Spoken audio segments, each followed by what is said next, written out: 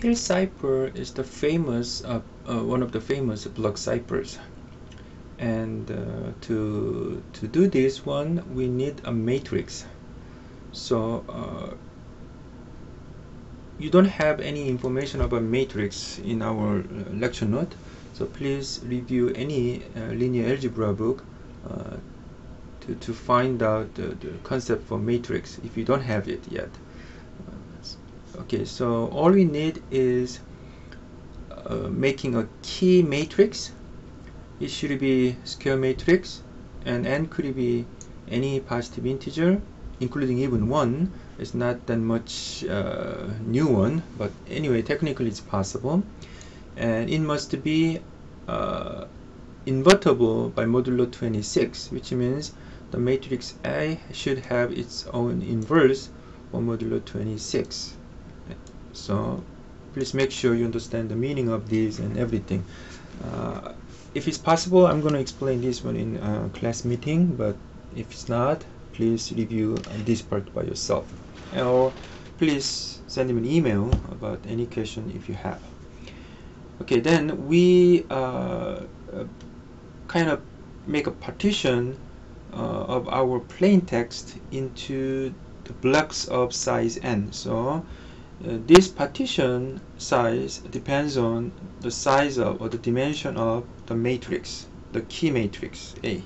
So if it's a 2 by 2, then we have to take a partition of our plain text into the blocks of size 2.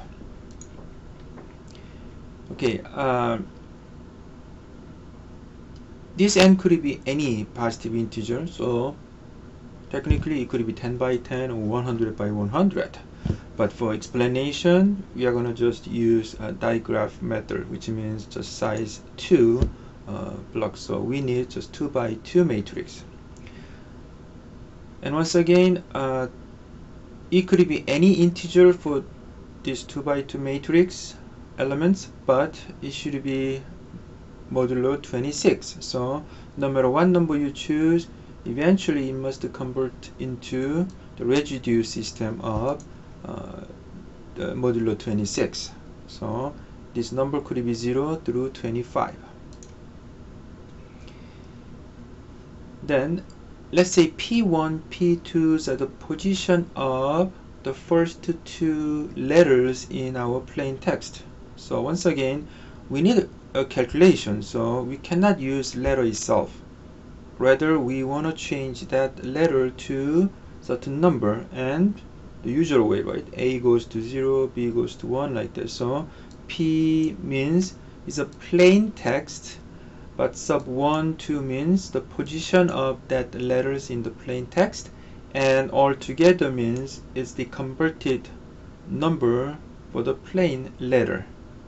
In this case, it's the first letter and second letter. So P1, P2 are numbers, especially like just the positive integers, right?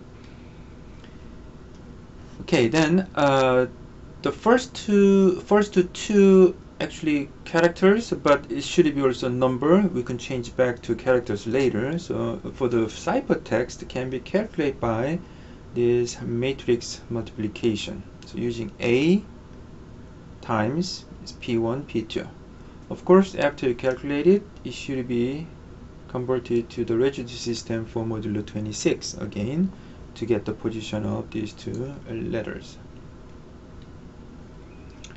And for every couple of letters, in this case in digraphic cipher, we just do the same thing. So for every odd integer, we pick 2 letters from the plain text, and after calculate it, we get the congruent number for that for modulo 26, which is giving us the numbers. Then we can change that one to the letter later.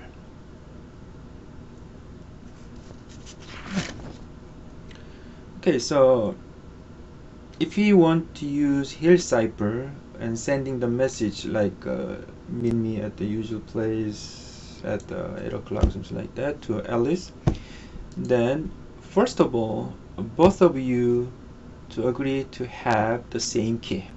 So this is the key point, right? So you can choose anything, but make sure you share the same key, and when you make this key, you should make sure that this matrix is invertible, which has inverse matrix, to break or deciphering the ciphertext later, right? So please check that part by yourself to get the inverse matrix. Okay. Then all we need is just determine the alphabetic position of characters in the plain text, right? So A is 0 and J is 9 or something like that, and you need to multiply each two numbers, right, from the plain text with this matrix, get the ciphertext actually numbered, right? And you just send that number to Alice, then Alice use this inverse matrix of that matrix to convert that ciphertext into a plain text.